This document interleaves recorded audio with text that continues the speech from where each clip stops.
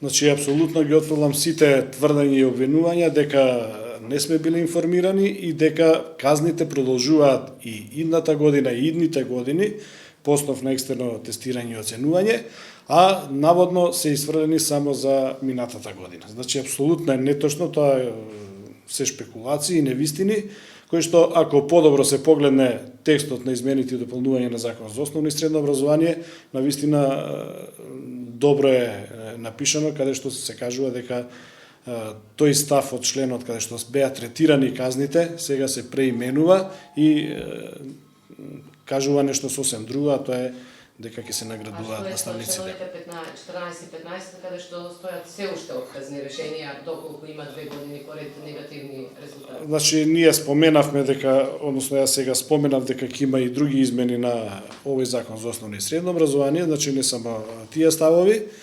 Оценувањето на наставниците, комплетното оценување нема да се заснува само по пат на екстерно тестирање и оценување. Тоа ќе биде само еден сегмент за севкупната оценка на наставниците. Особено важна улога ќе има и интегралната евалуација на наставниците, кои што имаме рентгенско снимање на работењето на наставниците на подолг временски период. Тука се оценките од директорот и стручните соработници, тоа се оценките од родителите и така натака, кои што севкупна слика ќе даа за наставникот како наставник и како работник. Значи, повторувам уште еднаш, сите оние договорени работи со Министерството за образование и наука не се содржани во овој циклус на измени и дополнување на Законот за основно и средно образование. Тоа се очекува во наредниот период, во наредните месеци. Имаме доста измени, односно ќе има во делот на просветната инспекција, во делот на оние казнени одредби кои што просветните инспектори ги имаат како надлежности. Еве тука можам да кажам дека казните по други основи на наставниците се намалени за 60%. Секако дека ќе има доста работа и убеден сум дека на крајот нашето членство на вистина ќе разбере, односно ќе свати дека овој период, овие неколку недели беше изложен на дезинформации и шпекулации. Секој оној кој што сакаше да разбере вистината имаше извор, имаше начин како тоа да го направи. Значи, тврдите дека нема да има отказни решенија, дека и тие членови ќе се бришат подоцна, но подоцна. Да, но подоцна затоа што до тие членови, односно тие ставови не сме дошли.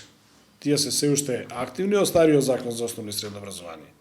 И тврдам дека единствениот критериум за вреднување или бркање од работа нема да биде екстерното тестирање.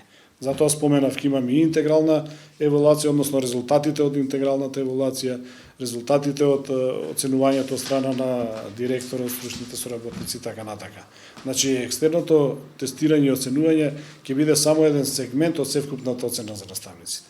Значи, ќе може да добие наставник отказно решение, ќе може да добие. Сепак, али Значи, со некои други елементи, не само со екстерно. Отказното решение, за жал, постои во Законот за работни односи и во сите закони или посебни закони за работниците, така што како можност за отказ има и во основно и средно образование.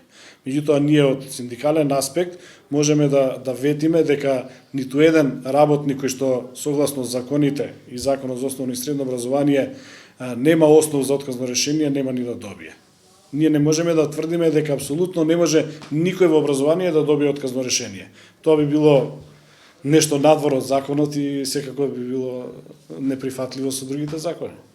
Зошто законот по брза постапка се носи тоа малку предизвика реакции, зашто има доволно време пак летниот период до стартот на новата учебна година, кога би можеле или сите овие одредби уште еднаш да се прочешлаат, да се средат, да се видат, да се анализираат.